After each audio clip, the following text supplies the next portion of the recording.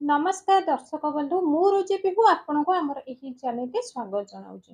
दर्शक बंधु आज वीडियो रे आमे आपण को चूड़ी विषय किछि महत्व कथा जणाइबु जहा को प्रत्येक विवाहिता महिला जानिबा निहाती जरूरी होइथे।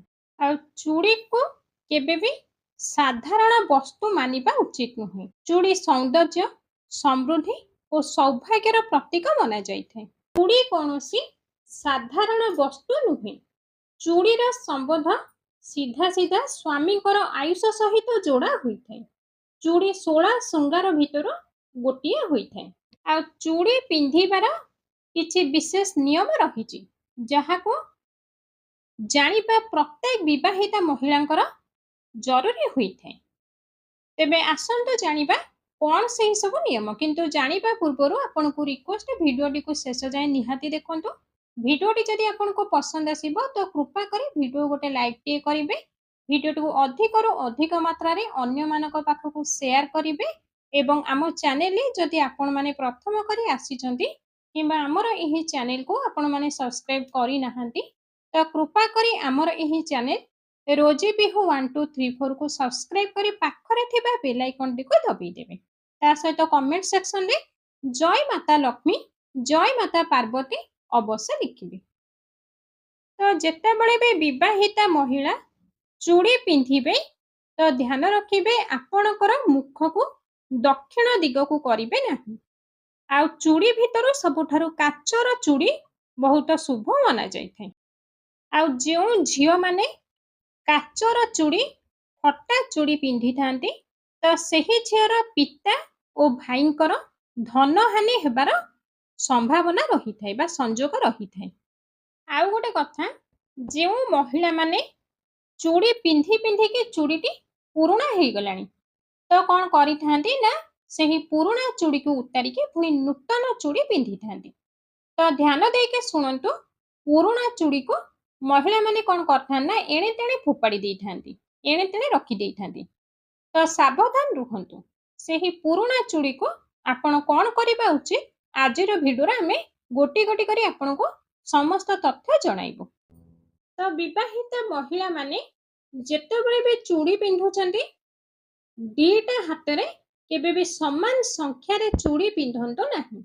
गोटिए हाथ रे जदि गोटिए संख्यार पिंधिचंती आउ गोटिए हाथ रे केबे भी समान संख्या रे चूड़ी पिंधंतो नाही।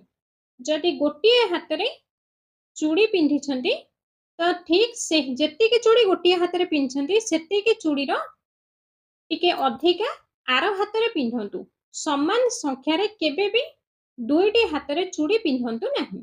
मनेकर बाँ पट हाथ रे आपण माने 9 टी चूड़ी पिंधिचंती तो डाहाण हाथ रे 10 टी संख्यार चूड़ी पिंधिबे। एपरे पिंधिबा बहुत शुभ माना जाइथे। आउ गोटे कथा को ध्यान रखिबे जेतेबेले भी चूड़ी पिंधिबे आपणकर चुट्टी को खोला रखिबे नाही। चुट्टी को गंठी पकाई देबे नाही तो क्लिप साहाय्य रे बांधी देबे। किंतु ध्यान रखंतु चूड़ी पिंधिबा समय रे भूल भी आपणकर केश को खोला करके चूड़ी पिंधिबे नाही। आउ गोटे कथा को ध्यान रखिबे कि अनेक महिला माने अछंती फैशन हिसाब रे हाथ रे घंटा पिंधि थांती। तो मन दे सुनंतु जदि आपण घंटा पिंधुचंती तो गोटिए हाथ रे चूड़ी पिंधुचंती आउ गोटे हाथ रे घंटा पिंधुचंती एपरि भूल आदौ करंतु नाही। जदि भी घंटा पिंधिबार आवश्यकता अछि तो दुई हाथ रे चूड़ी पिंधंतु ता सहित घंटा पिंधंतु एहा द्वारा किछि दोष लागिबो नाही। जेतेबेले विवाहिता महिला माने मथारे सिंदूर लगाउछंती तो हाथ रे अल्प टिके सिंदूर बंचै के रखंतु। सेही सिंदूर को नै चूड़ी शंखा बा पोला जहाँ भी पिंधिछंती सेही शंखारे अल्प टिके सिंदूर लगांतु। एहा करिबा द्वारा सुहागर रक्षा होइଥାଏ एवं दाम्पत्य जीवन रे स्थिरता आसीଥାଏ। तो दर्शक बंधु जदि कौनसी महिलांकर अधिक चूड़ी पिंधिबा कौनसी एलर्जी थाए तो खास करी चूड़ी पिंधंतु बा न पिंधंतु किंतु शंखा बा पोला अवश्य पिंधंतु। कम से कम दुईटी चूड़ी निहाती पिंधंतु। जदि आपण माने नुआ चूड़ी पिंधिछंती तो ଆପଣଙ୍କ ଘରକୁ କିଛି ଅଶୁଭ ସମାଚାର ଆସିଯାଏ, ତ ସେହି ଚୁଡ଼ି ପୁଣି ଥରେ ବ୍ୟବହାର କରନ୍ତୁ ନାହିଁ। ଏହା ଅଶୁଭ ମନାଯାଇଥାଏ। ଲାଖର ଚୁଡ଼ି ପିନ୍ଧିବା ସବୁଠାରୁ ଶୁଭ ମନାଯାଏ। ଏହି ଲାଖର ଚୁଡ଼ି ପିନ୍ଧିକି ପୂଜା କରିବା ଅତ୍ୟଧିକ ପୁଣ୍ୟଦାୟୀ ହୋଇଥାଏ। ଲାଖ ଚୁଡ଼ି ସବୁଠାରୁ ଶୁଭ ମନାଯାଏ। ଆଉ ଲାଖ ଚୁଡ଼ି ପିନ୍ଧିକିରି ଠାକୁର ପୂଜା କରିବା ଦ୍ୱାରା ପତି ପତ୍ନୀଙ୍କର ସମ୍ପର୍କ ଷ୍ଟ୍ରଙ୍ଗ ହୋଇଥାଏ। ପତି ପତ୍ନୀଙ୍କ ସମ୍ପର୍କରେ ମଧୁରତା ଆସିଥାଏ। କଳା ରଙ୍ଗର ଚୁଡ଼ି ପିନ୍ଧିବା ମହିଳାମାନଙ୍କ ପାଇଁ ଆଦୌ ଶୁଭ ନୁହେଁ, ଏହା ଅଶୁଭ ମନାଯାଇଥାଏ। ଲାଲ ରଙ୍ଗର ଚୁଡ଼ି, ହଳଦିଆ ରଙ୍ଗର ଚୁଡ଼ି, ଗୋଲାପୀ ରଙ୍ଗର ଚୁଡ଼ି, ଗ୍ରୀନ ରଙ୍ଗର ଚୁଡ଼ି ବହୁତ ଶୁଭ ମନାଯାଇଥାଏ। ବିବାହିତ ମହିଳାମାନେ ଧ୍ୟାନ ରଖିବେ କି ଆପଣଙ୍କର ପିନ୍ଧା ଚୁଡ଼ିକୁ କେବେ ବି ଅନ୍ୟକୁ ଦିଅନ୍ତୁ ନାହିଁ, କି ଅନ୍ୟର ଚୁଡ଼ି କେବେ ବି ଆପଣମାନେ ପିନ୍ଧନ୍ତୁ ନାହିଁ। ଏହା ବହୁତ ଅଶୁଭ ମନାଯାଏ।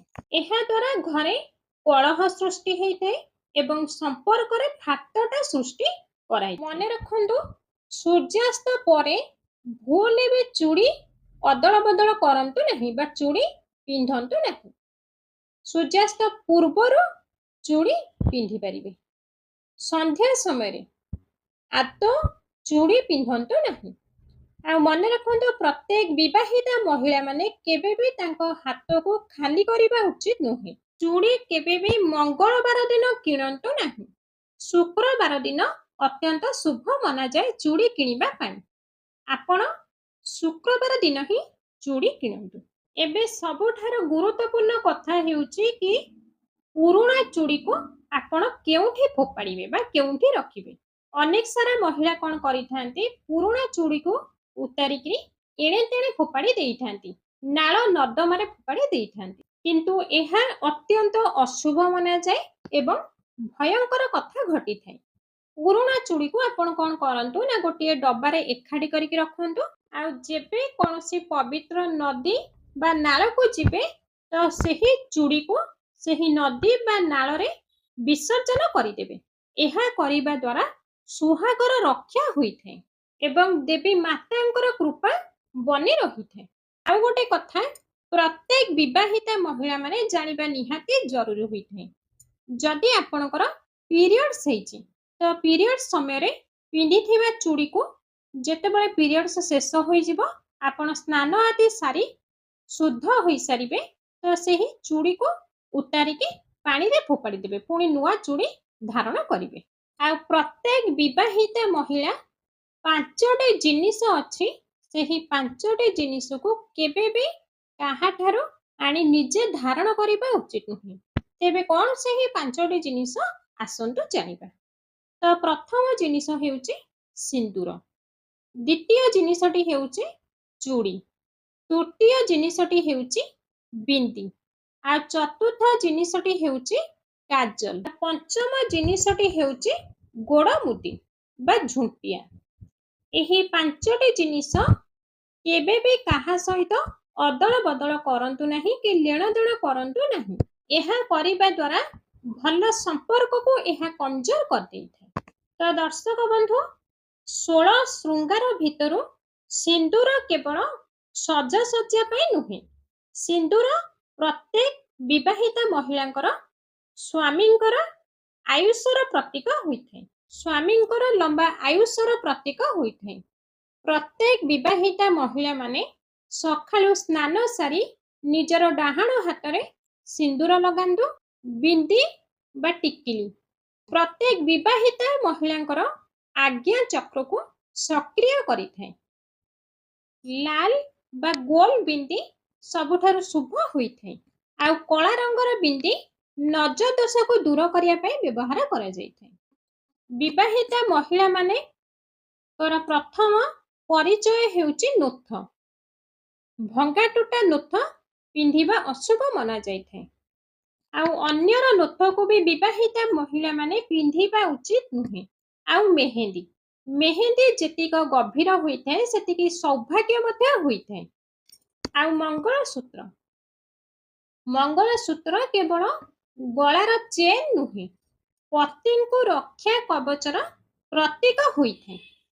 प्रत्येक विवाहिता महिला माने छिंडा फटा मंगलसूत्र भूल भी पिंधंतो ना। चूड़ीर शब्द रे घरे सकारात्मक ऊर्जा भरी देइथे।